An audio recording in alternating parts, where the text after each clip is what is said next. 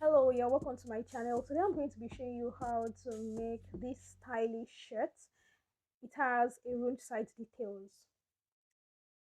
So to get started, I'm going to be making use of my back pattern. Okay, you can draft directly on your fabric, but because I was making use of white, I just wanted to be extra careful. Okay, now the first thing you're going to do is to fold your fabric into two because I'm going to be cutting my back pattern first. And for this particular fabric, this white fabric, I had about 1.5 yard, even though I had a bit of leftover fabric. But if you're on the bigger size, you want to ensure that you make use of 2 yard or even more than that. So for the back pattern, I just went ahead to fold in the zipper allowance so that I'll be able to cut directly. So I'm going to be leaving a link in the description box to how you can draft your back pattern.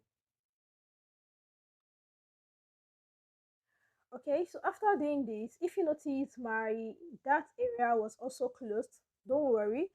At the end of the day, I'm not going to be having anything to do with that. So the first thing I went on to do here was to, alter the neck depth, because remember this is a shirt and the depth must not be very deep. So I made use of 1 inch at the end of the day for my back pattern, and for the width I made use of 3 inches. Now I also went in to take the length, as you can see me do. This is totally up to your preference, but for this particular shirt I made use of 24 inches and I added about 1.5 inch extra for my folding allowance, that is hemming allowance. So after doing that, I need you to pay attention to what I'm going to be doing here. Now from the bust region, the side bust region where the armholes stop, I just drew a straight line to that. And this is to tell you that for this particular shirt dress, you don't need to consider the waist that at all. You don't need that. All you need to do is to impute your bust measurement divided by 4 and add your allowance to it. That is all you need to shape the side of your shirts.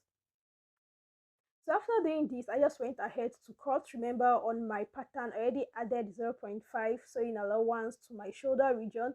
So after doing that, I just, as you can see, I went ahead to cut straight, and at the end of it all, this was what my back pattern looked like.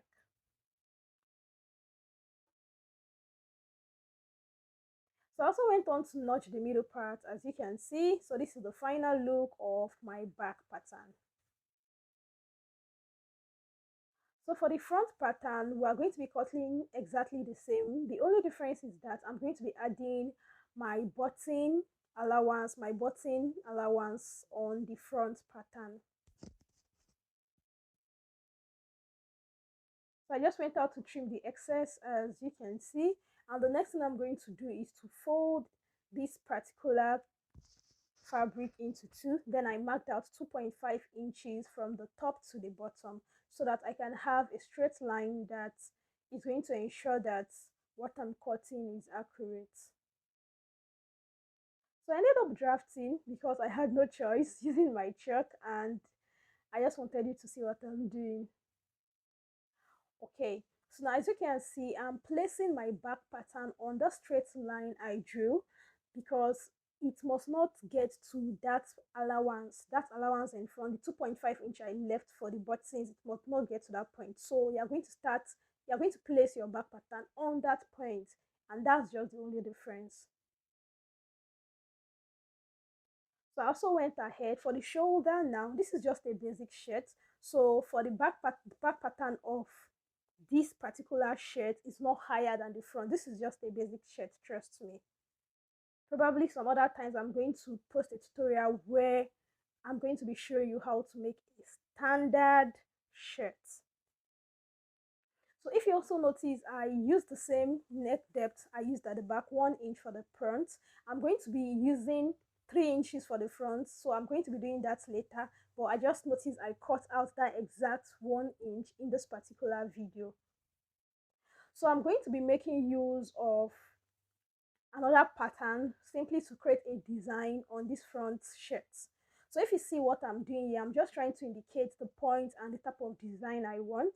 So this is just me finding the midpoint where I want this tie to be, and I just wanted this particular pink fabric to be in form of a slant, as you can see in the design of this dress. So after doing that, I determined the width of how I want the design to be, and I think I ended up marking 2.5 inches for the width.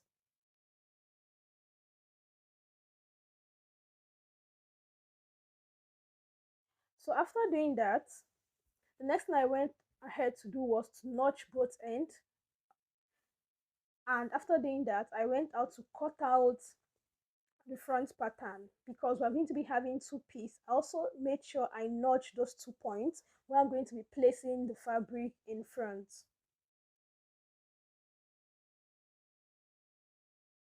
Now, after doing that, the next thing I went ahead to do was to nudge the 2.5 inch so that I'm going to know where to fold whenever I want to put my interfacing and sew up that space for my button allowance.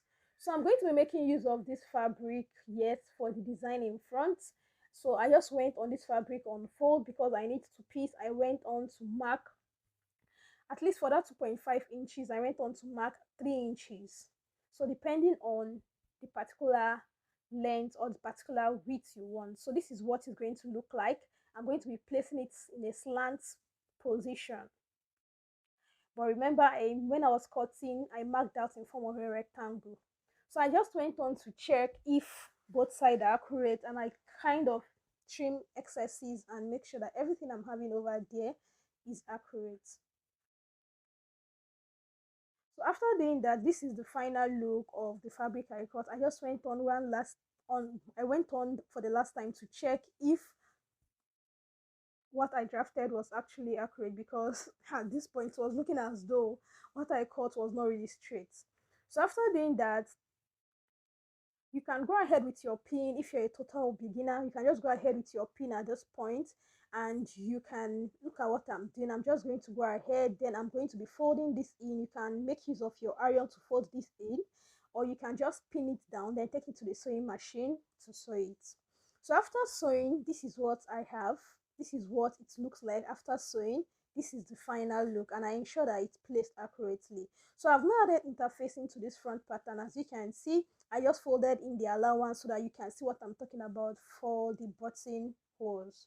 Now for this particular button and for this particular shirt, I made use of a snap button, not a regular button. So you want to consider the space and what you need. Okay, so at this point now, I just went ahead to sew down my button space, and I'm done here. So this is what it's looking like at the end of the day. So I'm just going to pin this down because I'm going to be fixing in my button. I'm going to be fixing in my snap button later on at the end of this video. But in order not to waste time, I just went ahead to pin this down with my ball head pins. And after doing that, I went ahead to place the back pattern on the front pattern.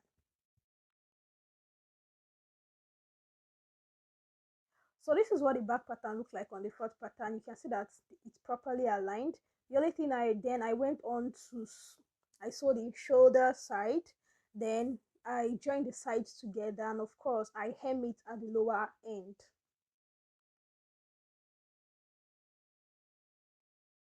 So now this particular part is where I cut out the sleeve to fix on this shirt. So for my sleeve, I wanted something really short. I wanted something really short. So you are the one, you are going to fix in your length. I think for this particular one, I wanted something around 6 inches, or I think less than that, 6 inches. So I just went ahead to draft my required length. Then I put in my cap's height.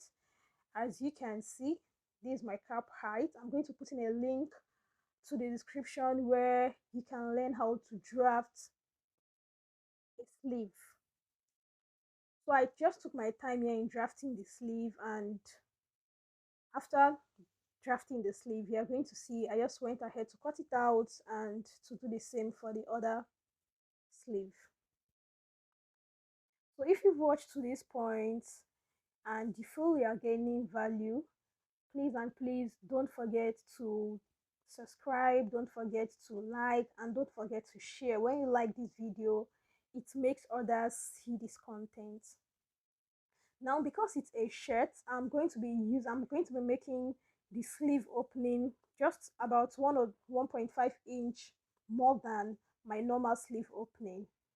So for this particular one, I used 7 inches for my sleeve opening instead of 6 inches. That is after dividing, please.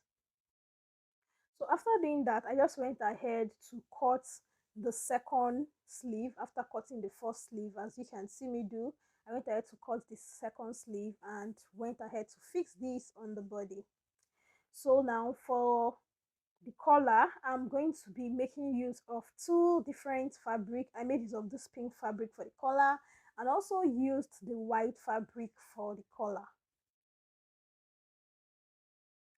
So now after fixing the sleeve on my shirt, this is what my shirt is looking like. This is what I have at the end of the day. I already attached the sleeve like I said, as you can see. So this is what the inside looked like. So I also went ahead to hem the lower end. So this particular place is where I used an elastic here, okay, and the elastic I used was about 5.5 inches. So from the lower end of my shirt on the seam, I'm going to be putting this elastic. So as I sew, I'm going to be dragging. As I sew, I'm dragging. You want to ensure that you drag properly so that this is going to come out well.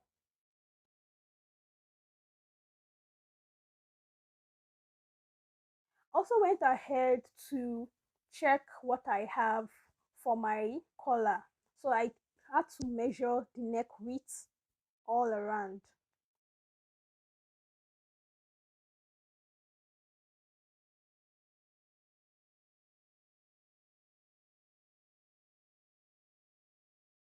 So now after using the elastic at the side, this is what it's looking like. So you can see the inside, this is what it's looking at the side, and even at this point, I'm already in love with this particular shirt.